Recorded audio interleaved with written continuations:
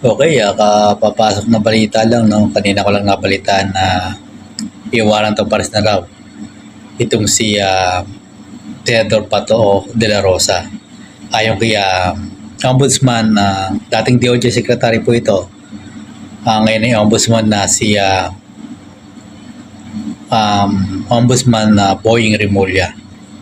Ngayon, dito makikita natin kung anong tapang ni Senador Pato de la Rosa. Dati, gusto niya si Senator Trillanes, dating Senator Trillanes ang mag-aresto sa kanya. Sabi niya, go ahead. Ngayon may dumating na warrant of arrest, mga kasama. Ngayon, hindi natin alam kung kailan datakpen.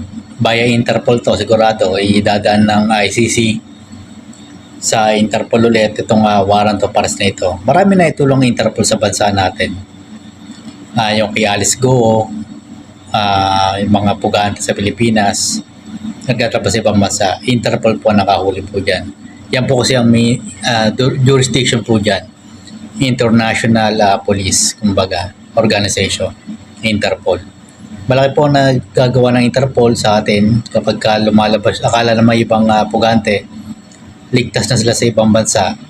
Laging Interpol po ang humahandle ng mga ganyang klase ng kaso. So, ito, magkakasama na sila kung sakali matuloy itong warrant of arrest na ito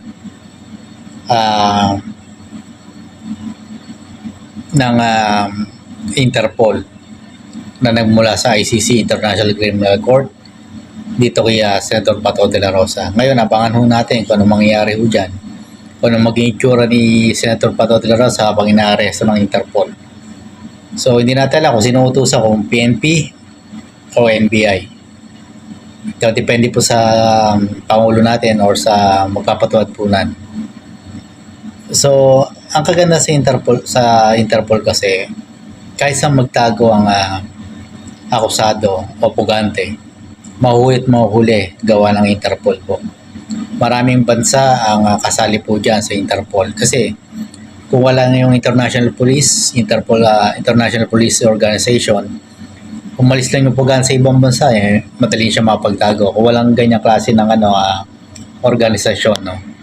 So maganda yung pagkakabuo dito sa Interpol. Malaking tulong po, lalo na sa mga tumatakas na mga pugante sa iba't ibang bansa. So tulong-tulong po yan pag may nagtago ditong pugante sa ibang bansa.